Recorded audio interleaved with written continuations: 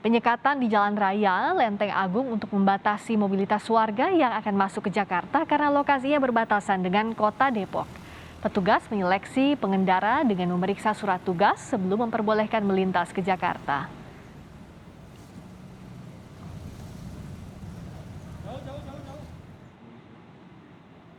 Area penyekatan di Jalan Raya Lenteng Agung dijaga ketat petugas gabungan TNI Polri. Petugas bahkan mengerahkan 2 Panser TNI dan kendaraan taktis Brimob Polri untuk menutup jalan menuju Jakarta.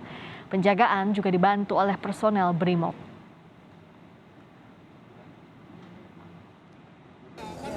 Kan warganya yang pada mau lalu lalang Pak, mau pada kerja di pabrik, ya mereka Itu begini loh, Bapak tahu nggak mana warga Bapak pernah? ya justru makanya kan saya juga nggak mungkin Pak ini kan.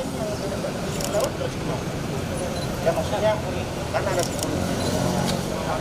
Kapolda Metro Jaya marah saat mengetahui jalan alternatif di penyekatan Tangerang menuju Jakarta dibuka.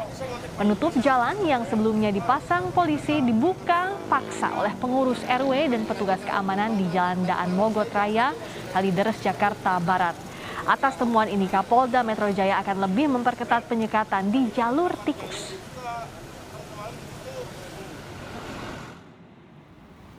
Penyekatan di wilayah Kalimalang, Bekasi, Jawa Barat dilakukan berlapis di 3 titik.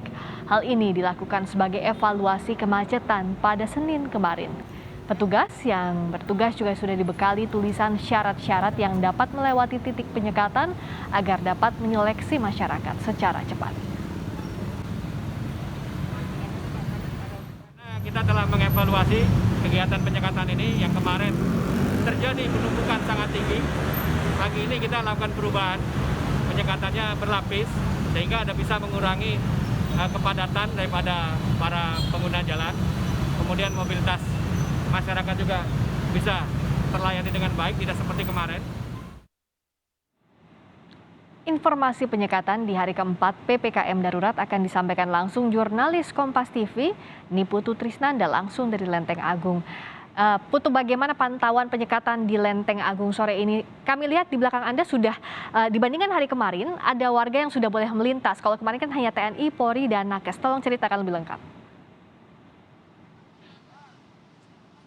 Ya betul, Friska dan juga saudara, ada evaluasi ataupun juga ada perubahan pada proses penyekatan yang dilakukan di pos penyekatan PPKM darurat yang ada di Lenteng Agung, Jakarta Selatan.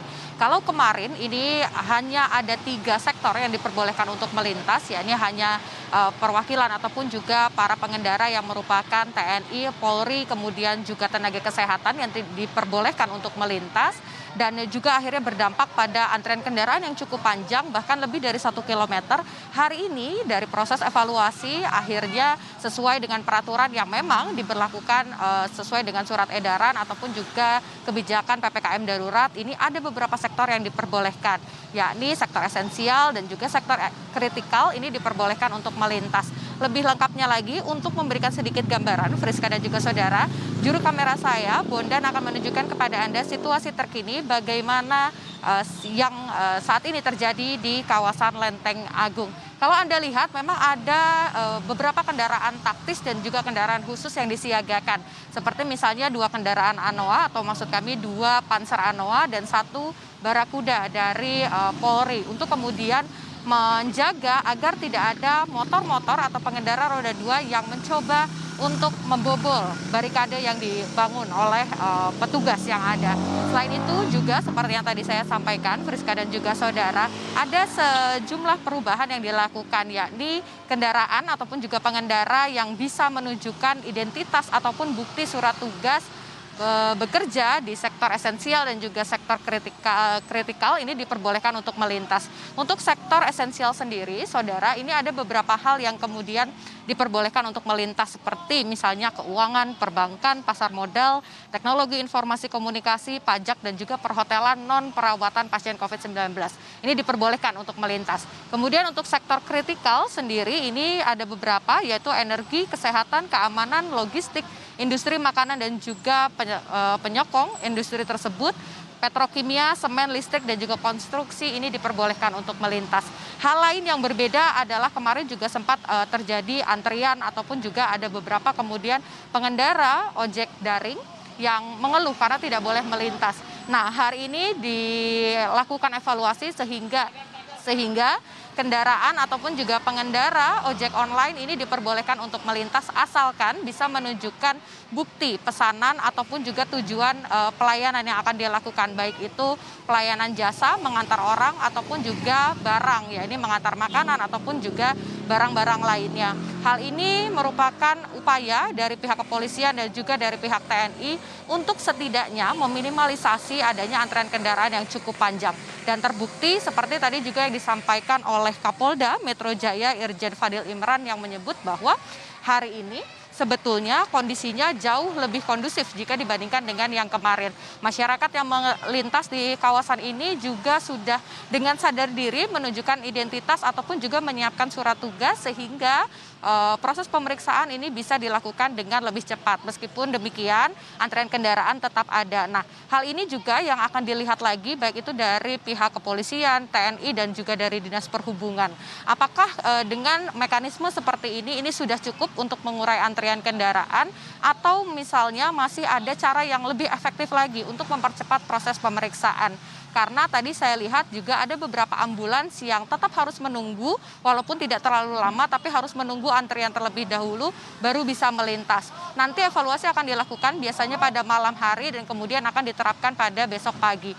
Beberapa opsi yang kemudian diberikan diantaranya adalah pemeriksaan secara berlapis. Kalau kita lihat ada beberapa faktor yang dianalisa oleh petugas mengapa juga jumlah antrian kendaraan pada hari ini lebih landai, yaitu pertama karena memang banyak masyarakat yang kemudian tidak keluar dari rumah atau juga banyak perusahaan yang melakukan work from home ataupun juga WFH. Tetapi ada beberapa kendaraan baik itu roda 2 dan juga roda 4 yang memilih untuk melintasi jalur-jalur tikus. Oleh karena itu dalam kunjungannya tadi Kapolda Metro Jaya bersama juga Pangdam Jaya ini tidak hanya kemudian mengerahkan sektor-sektor seperti misalnya Polres dan juga Polsek untuk mengawasi jalur-jalur tikus untuk menutup dan juga menyekat jalur-jalur tikus, tetapi juga mengajak RT, RW dan juga warga di daerah-daerah yang kemudian daerahnya merupakan penyekatan dari masa PPKM darurat ini juga mengingatkan masyarakatnya untuk kemudian di rumah saja dan tidak melanggar peraturan yang ada serta mengawasi apakah gang-gang ataupun juga jalur-jalur tikus yang ada